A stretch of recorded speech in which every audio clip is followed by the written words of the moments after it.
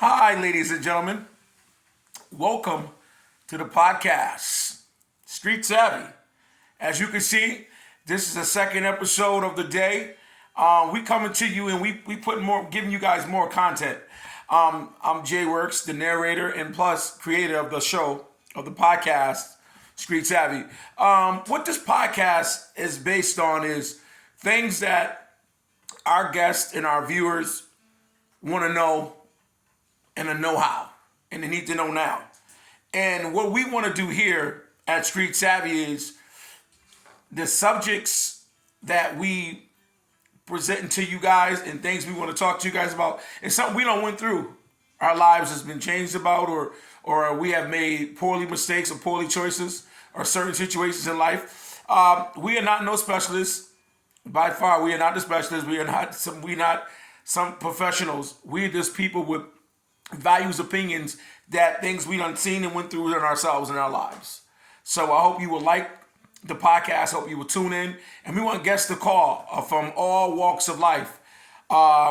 This podcast is angled to a lot of different people, angled towards a lot of different people, especially our black and our brown communities, which what I am is a black young man, grandfather, father, a mother, a mother's brother, and a grandmother's son, of all things, and definitely, and I try everything I do. I try to be the best, and if I didn't, I'm working hard on it, or I'm trying to reinvent myself with the times to try to do the best I can do in life. So I hope you guys will definitely tune in for the things and that we present you guys with, and hope you guys will like it.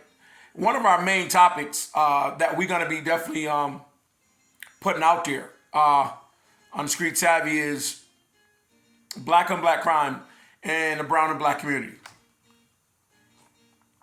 Throughout my life, I never used the word hate, but that's one thing I do hate in our society. Black on black crime, we as black folk and brown, we don't protest that. We protest everything else. We protest police shooting, which that's wrong. We should protest that. We protest parole justice, police brutality, and things of that nature. But black on black crime, we just in the community. We just in the community. And I think that's not right. I think we need to be heard and spoken to our peers or our men and women, and especially our children. We need to basically talk to them about it and try to stop this crime wave that's going through America on all ways of shape, forms, of fashion. You got certain cities, Chicago, Detroit, Alaska, which is a state, Arizona, Tennessee, Memphis, you name it, all of Florida, Massachusetts, some of New York, in the Midwest as well. Gang violence is at its highest, and especially for them young brothers and sisters in Chicago. It was a code back when I was coming up. You didn't mess with ball players, children, grandparents, parents. Now, that's all out the window. Everybody's getting shot multiple times. People's getting shot in front of people. Porches getting shot up. People's getting drive-bys. Grandparents involved. Children's involved. That's a thing that we shouldn't be going through. Folks, we should all be talking about it. We should all be having a lot of different solutions, things that we can do to help our community. We can talk to our kids about. Black on black crime is just so heinous. So heinous. And the reason I can speak of it because it's in my community. It's been in every community I've ever lived in my life, since I can remember. It's either we fighting with our hands, fighting with weapons, or fighting with guns. And I'm going to say this. Guns is not the problem in our society. It's a mere problem of it. People kill people, not guns. Guns don't kill people. People kill people. So that's the thing we need to get involved with. We need to talk to our black and brown youths and adults as well. We need to put it in our schools. We need to put it on our television shows, the CNNs, the ABCs, the Fox of the worlds. We need to get that out there. And that's something that's really dragging a black man, a black woman down, is black on black crime. And we don't speak on it. We don't protest. We don't go to our neighborhood leaders. We don't go to our town and city leaders, our senators, our legislators. We don't do none of that, folks. Black and brown folks. And there's some people who do. And you out there, but it need to be more. It need to be more said and done about black on black crime. So that's one of the top subjects we're going to be talking about through the year, hopefully, and through the months, about our black and brown communities on black crime.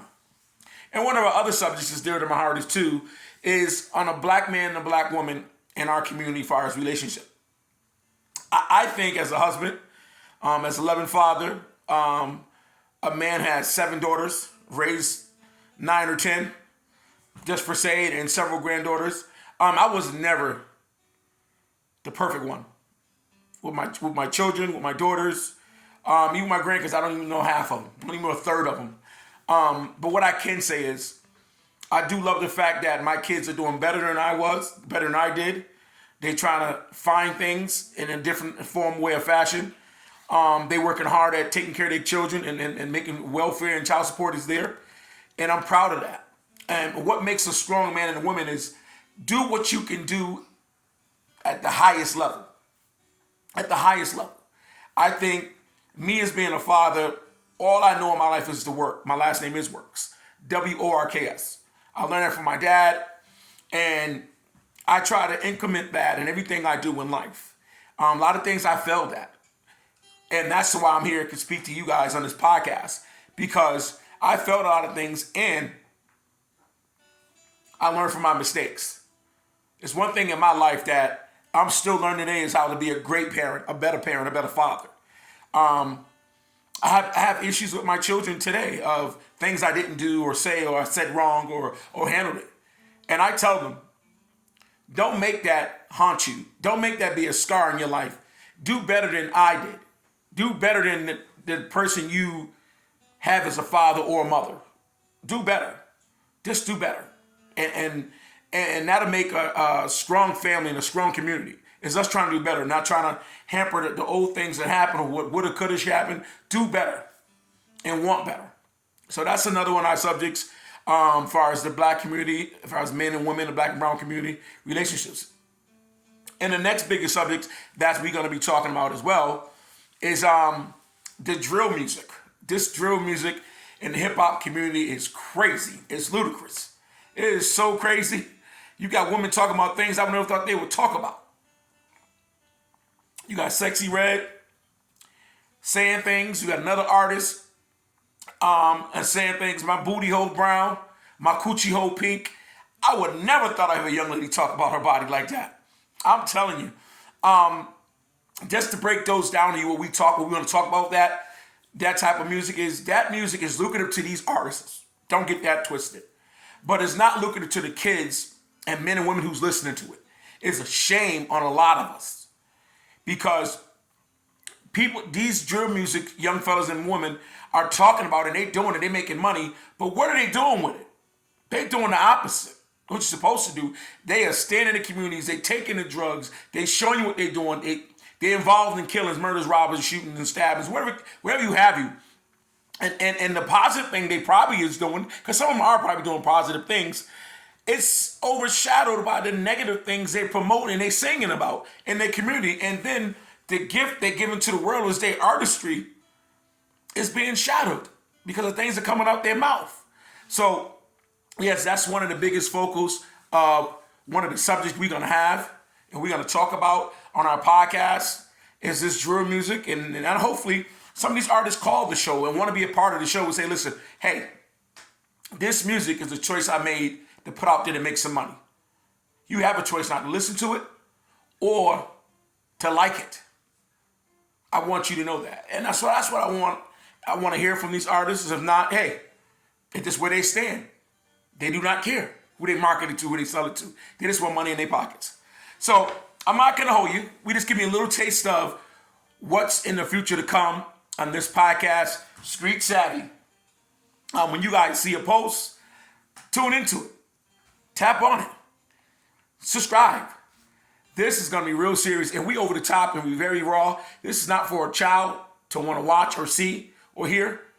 This is for experience for black and brown community to wake up and want to learn something, to want to have a total advice on it. So thank you. And please tune in.